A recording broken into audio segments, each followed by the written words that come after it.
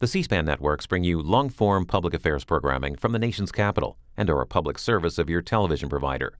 C-SPAN, created by cable. Thank you so much.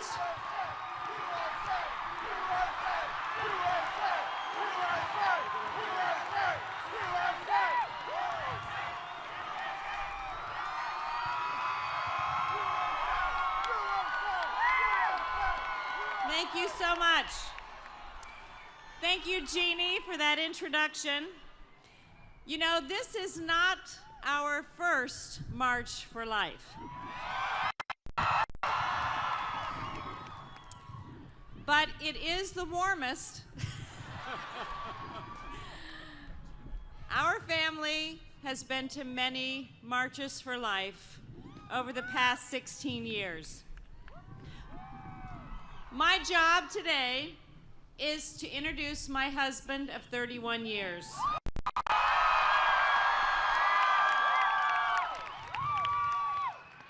And very short and sweet, I have never met anyone who has more compassion for women, for children, and for the American people.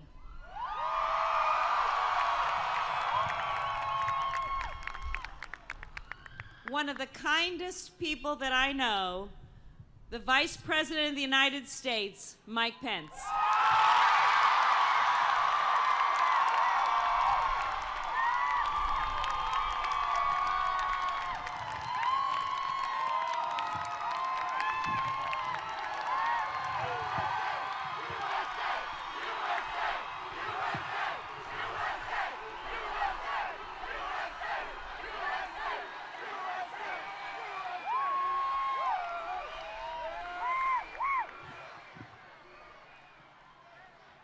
Thank you, Karen and Charlotte, and thank all of you.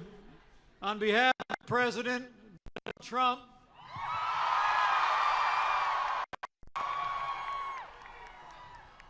my wife Karen, our daughter Charlotte, I'd like to welcome you all to Washington, D.C. for the 44th Annual March for Life.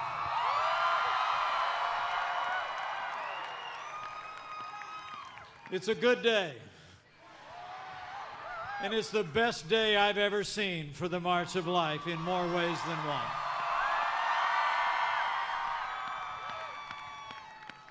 I'm deeply humbled to stand before you today,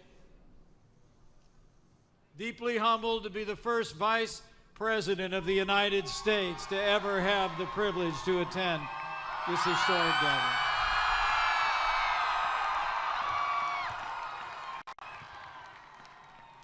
More than 240 years ago, our founders wrote words that have echoed through the ages. They declared these truths to be self-evident, that we are, all of us, endowed by our Creator with certain unalienable rights, and that among these are life, liberty, and the pursuit of happiness. 44 years ago, our Supreme Court turned away from the first of these timeless ideals. But today, 3 generations hence, because of all of you and the many thousands who stand with us in marches like this all across the nation, life is winning again in America.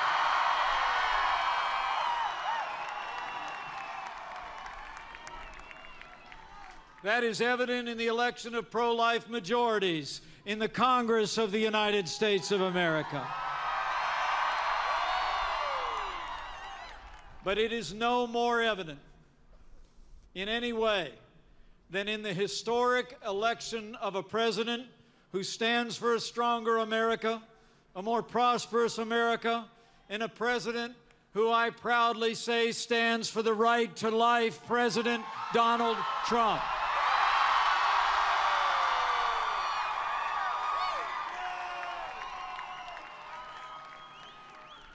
President Trump actually asked me to be here with you today.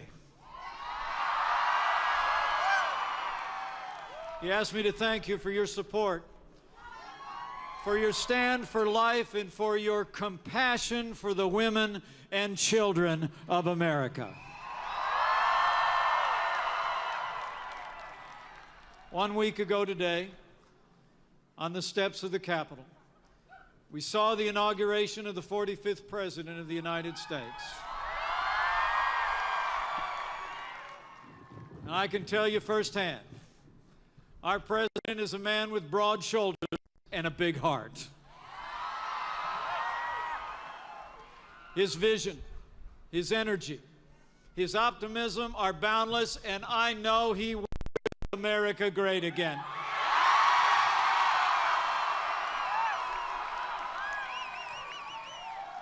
From his first day in office, he's been keeping his promises to the American people. I like to say over there at 1600 Pennsylvania Avenue, we're in the promise-keeping business. That's why on Monday, President Trump reinstated the Mexico City policy to prevent foreign aid from funding organizations that promote or perform abortions worldwide.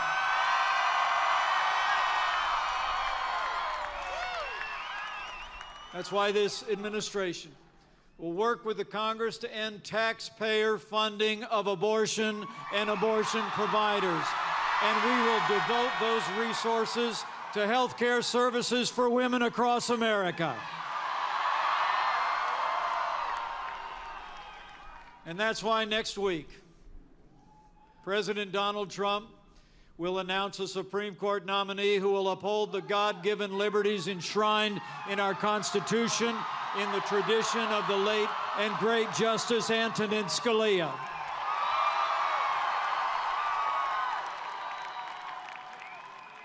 You know, life is winning in America. And today is a celebration of that progress, the progress that we've made in this cause. You know, I've long believed that a society can be judged by how we care for our most vulnerable, the aged, the infirm, the disabled, and the unborn.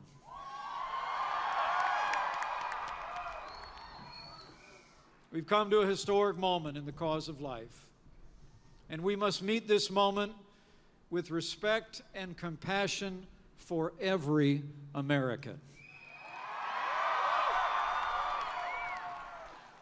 Life is winning in America for many reasons. Life is winning through the steady advance of science that illuminates when life begins more and more every day.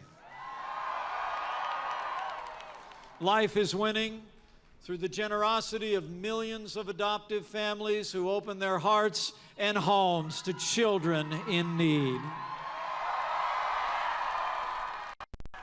Life through the compassion of caregivers and volunteers at crisis pregnancy centers and faith-based organizations who minister to women in the cities and towns across this country. And life is winning through the quiet counsels between mothers and daughters, grandmothers and granddaughters, between friends across kitchen tables and over coffee at college campuses. The truth is being told. Compassion is overcoming convenience, and hope is defeating despair. In a word, life is winning in America because of all of you. So I urge you to press on. But as it is written, let your gentleness be evident to all.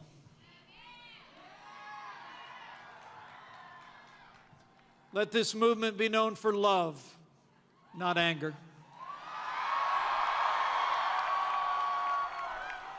Let this movement be known for compassion, not confrontation. When it comes to matters of the heart, there is nothing stronger than gentleness. I believe we will continue to win the hearts and minds of the rising generation if our hearts first break for young mothers and their unborn children, and if we, each of us, do all we can to meet them where they are with generosity, not judgment.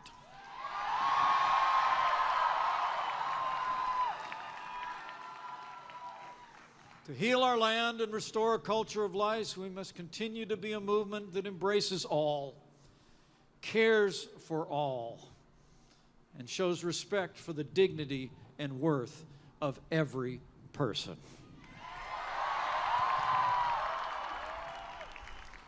Enshrined on the walls of the Jefferson Memorial are the words of our third president, who admonished us so long ago to remember that God, who gave us life, gave us liberty. On behalf of the President of the United States and my little family, we thank you for your stand for life.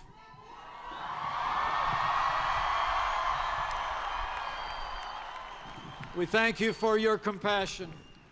We thank you for your love for the women and children of America.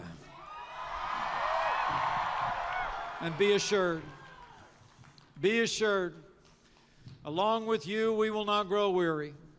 We will not rest until we restore a culture of life in America for ourselves and our posterity. Thank you, and God bless you, and God bless the United States of America.